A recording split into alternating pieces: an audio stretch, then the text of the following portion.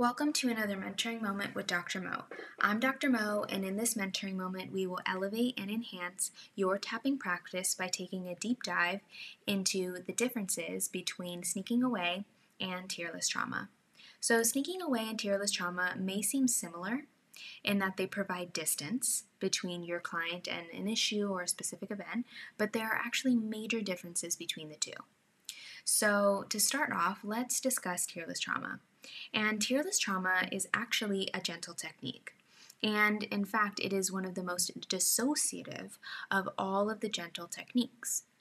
And the main criteria that defines tearless trauma is that it creates distance between the client and a very intense event. And there's also a guessing component to this technique. So after you have distanced your client from that specific thing that is very intense, you have them guess at the intensity of the event if they were to think about it. Okay, so the main defining criteria of tearless trauma is that it creates distance and there's a guessing component. And tearless trauma is really perfect to use for when your client cannot even think of an event without feeling dysregulated or even flooding. So they might say, I can't even think of this event because I know it's going to be really intense. I just can't even think about it. The thought of you tuning into this thing is just very scary for me. Okay? Or you can use it when clients abreact or flood or dysregulate when you are processing a specific event. Because tearless trauma, what it does is that it provides distance quickly. It provides dissociation so that your client can get back to feeling more regulated very quickly.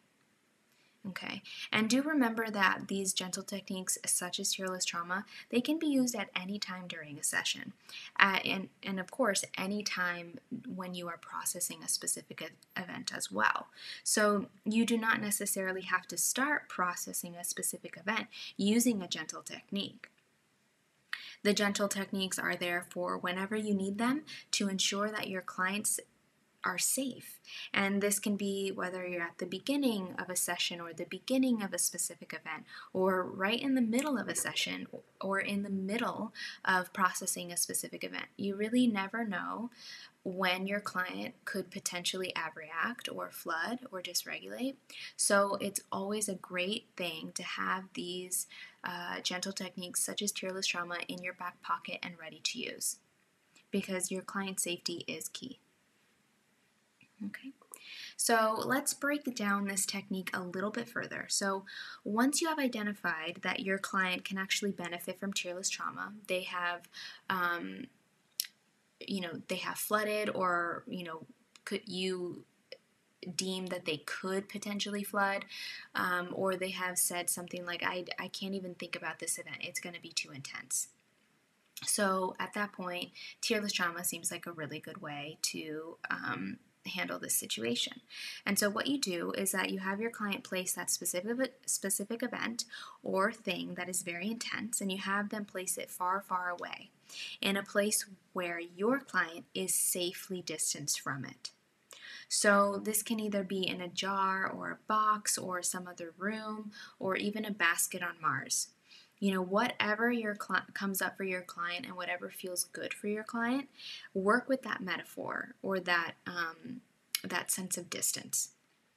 And once you have that established, you then have your client guess at the intensity for that thing, that event, if they were to think about it. And of course, make sure to instruct your client not to think about it and just focus on where it is or what that thing is in. Okay? And then you write this guess down, this guesstimated SUD, and that's your starting SUD. Okay? And next, you begin tapping. So let's say your client said that they wanted to place that specific event in a basket on Mars. And so you simply say, after getting the guesstimated SUD, your setup would sound something like, even though there's this thing in that basket on Mars, right here, right now, I am safe. And your reminder phrases would be that thing in the basket on Mars, that thing on Mars, that thing in the basket, right? These reminder phrases are specific to that metaphor that your client provided, and you're just kind of focusing on the distance, the fact that that thing is over there, okay? You're not focusing on the thing inside the container or the specific thing that is causing the intensity. You're only focusing on kind of that exterior, that outer layer. And then once you have come to the end of a tapping round, you check in again with the guesstimated SUD. You ask your client, if you were to think about this, and I don't want you to think about it, just give me a guess. How intense would that be? And you keep up this pattern of tapping, and you check in with your guesstimated SUDs until that SUD level is about a 3 or less. So at this point, when the SUD is that low, you can make the determination of what technique now you would like to use. So sometimes clients, tearless trauma is very powerful, and so your client may feel ready to go into silent movie, or they may need, chasing the pain and just working on those physical sensations, or your client may have gotten to the point where they can tell you what happened. You really never know the power and how tearless trauma will work with your client's subconscious. So you just check in with your client and you make a proper assessment and you proceed to another technique based on that. Okay. So some common mistakes that I often see in the execution of tearless trauma is asking about emotions or asking about the specifics of a memory. So both of these things can immediately flood your client and create a lot of intensity. So you don't want to ask for any emotions, and you definitely don't want to ask for specifics of the memory, because after all, you're having your client just simply guess if they were to think about it, but you don't want them to think about it. Okay. So now that we have gone over tearless trauma, let's discuss sneaking away. And in much the same way as tearless trauma creates distance, sneaking away does also. But sneaking away is a much lighter technique, and it's actually not considered a gentle technique. What sneaking away does is that it does provide distance from an issue, but it does so through the use of positive statement tapping. And so it's very much characterized by the use of positive statements and positive reframes. And this is one of the few times that positive tapping is warranted and even encouraged in clinical EFT. And you will notice that in contrast with tearless trauma, there is no guessing component to sneaking away.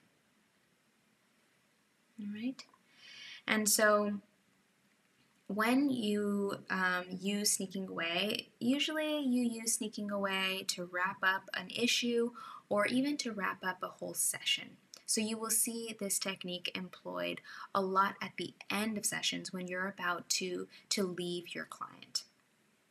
Okay, and sneaking away is a really fun and positive and lighthearted way to end a session and to leave your client feeling empowered and resourced.